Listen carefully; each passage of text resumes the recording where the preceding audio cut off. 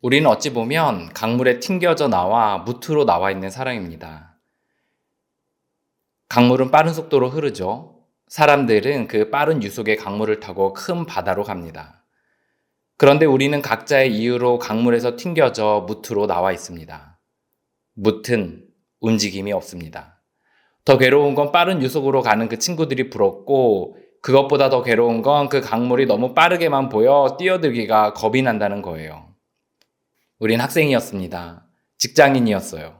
사업가였습니다. 빠르게 돌아가는 세상의 흐름 속에서 살아갔던 사람들이죠. 하지만 튕겨져 나왔습니다. 저희는 바르실레 채널에 모여 있습니다. 문제는 우리는 튕겨져 나온 이후 마음이 꿀럭거려요. 결국 섣불리 뛰어듭니다.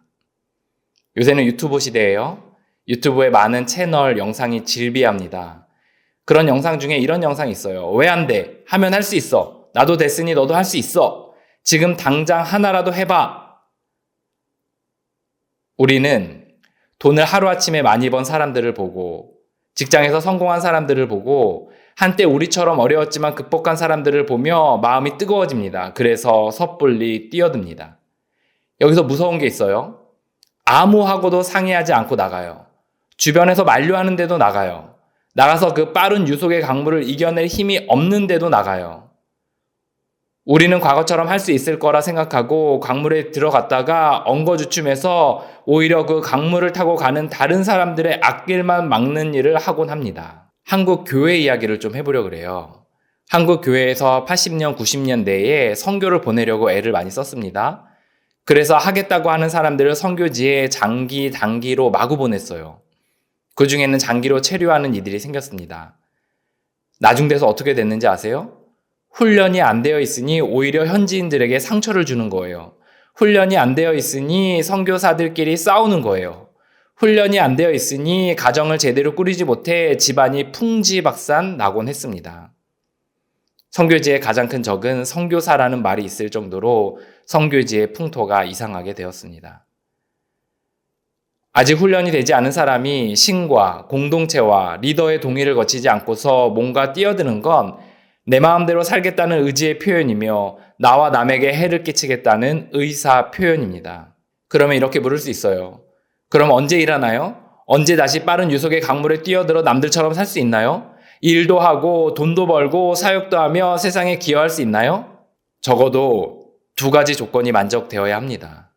첫 번째는 먼저 준비되어야 한다는 거예요. 빠른 유속에 들어가 함께 흘러가고 그래서 기여할 수 있을 정도는 준비를 해야 돼요. 둘째는 때를 잘 봐야 합니다. 우리가 유속에 뛰어들 때가 있어요. 세상의 흐름에 내가 뛰어들어도 되겠다고 할 때 들어가는 거예요. 우리가 기억해야 될 건 뭐냐? 준비되면 적절한 때가 온다는 겁니다. 순서를 따지면 이런 거죠. 먼저 훈련되어야 해요. 그러면 적절한 때가 옵니다. 그때 뛰어드는 거예요. 군대를 생각하면 제일 이해하기 쉽습니다. 군인이 전쟁에 나가려면 훈련을 먼저 해야 해요. 과정을 단순히 수료하는 게 아니라 정말 전장에서 일을 할 수 있을 정도가 되어야 되죠. 이건 군인의 기본이에요. 훈련되었다고 곧바로 나가는 게 아닙니다. 훈련되면 대기를 합니다. 중앙에서 필요에 의해 배치를 하는 거예요. 훈련을 받고 때를 기다리는 거, 이게 군인이 할 일입니다. 이게 이 세상의 주도권을 넘기고 자연의 흐름을 따라가는 것이 도리라는 말이에요. 큰딸이 지난주에 엄마 아빠 방에 찾아왔습니다. 그러면서 울먹울먹 거리면서 밤에 시달렸다는 거예요. 무슨 말인가 들어보니 작년에 재수를 시작하면서 연애를 시작했는데 아이의 인격도 그렇고 시기적으로도 연애를 하면 안 되는 때긴 했어요. 보니까 상대가 꽤 괜찮은 친구였던 것 같더라고요. 그 선하고 이타적인 모습을 담고 싶어 했습니다. 그런데 딸아이가 욱하는 게 있었어요. 그래서 진상을 부렸던 것 같아요. 결국 몇 개월 만에 헤어졌습니다. 그 이후 몇 개월에 한 번씩 말하는 거예요. 그 시절이 너무 후회된다고, 상처를 너무 많이 주었다고. 지금이라면 그러지 않을 텐데 그때 내가 왜 그랬는지 모르겠다고 하면서 후회합니다. 그걸 2년째 하고 있어요. 사귄 기간은 3개월 정도였습니다. 때가 아닌데 준비되지 않은 상태에서 주변 사람에게 충분히 묻지도 않은 채 연애를 하고 결혼을 하고 직장에 가고 사역을 하면 나는 둘째치고 누군가에게 또 상처를 준다는 거예요. 딸아이는 이후에 일상에 집중하기 시작했습니다. 대학교를 준비하고 아르바이트도 하고 매주 하는 가족 예배도 참석했어요. 주변에 가까운 친구들과 종종 만나서 대화도 나누고 일상을 훈련하며 살아갔습니다. 저는 오히려 이런 모습이 기대가 되기도 하더라고요. 하루하루 단순 반복 지속적인 것을 해나가며 훈련될 때 적절한 곳에 딸이 쓰임받을 거라는 기대가 되더라고요. 여러분 상상하세요. 세상에는 흐름이 있습니다. 그 흐름이 빠른 게 맞긴 해요. 그런데 세상은 지금도 곳곳에서 사람을 기다리고 있습니다.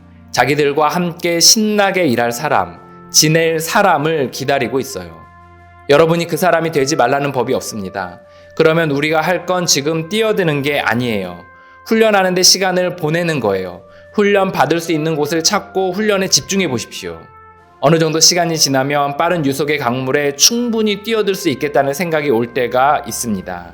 그때 가족, 공동체, 나를 아끼고 사랑하는 이들의 동의를 거쳐서 들어가 보십시오. 그러면 부대끼지 않고 기여도 하며 지낼 수 있을 겁니다.